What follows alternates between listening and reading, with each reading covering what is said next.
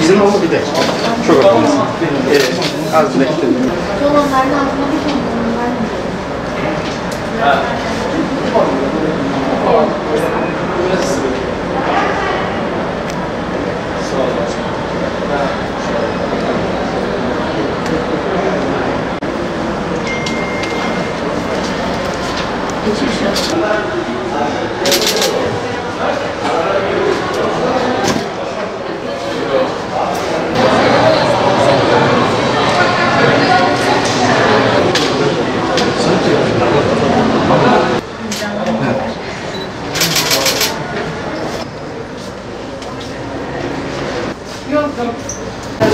İnşallah çok kötü olmadan kurtulacağız ama yani ben kendi adıma söyleyeyim, ben bir kere hastayım.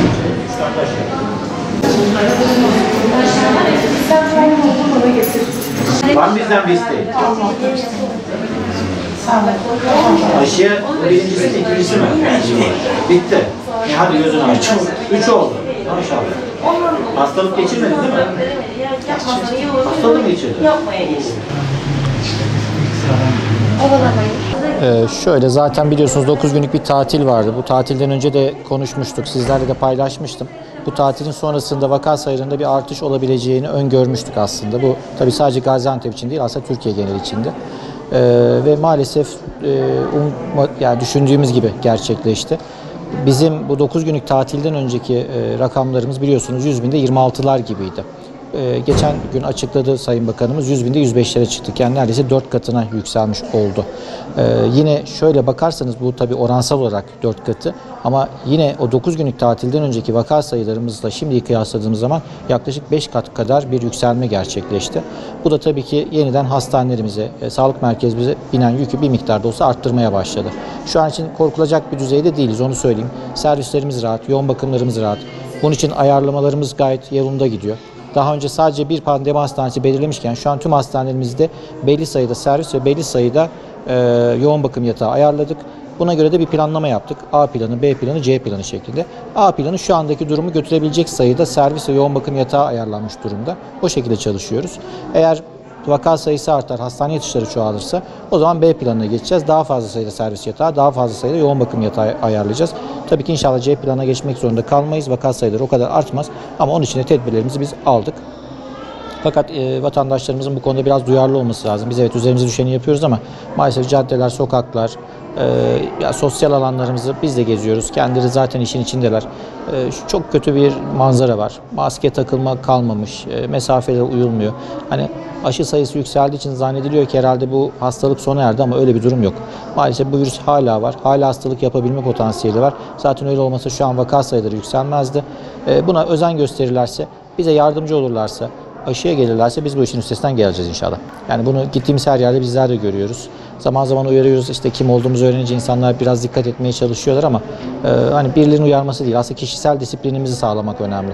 Nereye gidersek gidelim. Çünkü son dönemlerde biz şöyle kabaca bir araştırdık, bu vaka sayıları arttıktan sonra nerelerden kapmış olabilirsiniz diye, nasıl bulaşmış olabilir diye vatandaşlarımıza soruyoruz.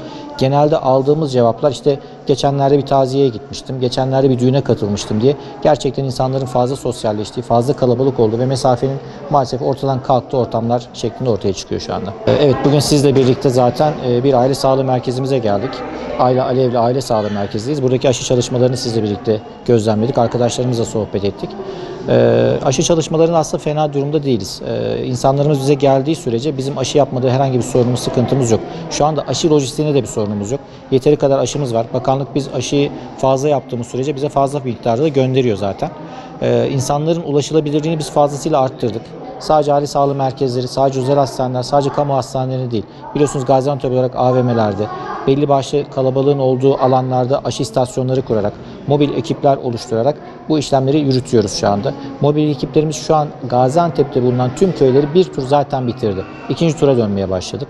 Muhtarlarımızla biz sürekli iletişim halindeyiz.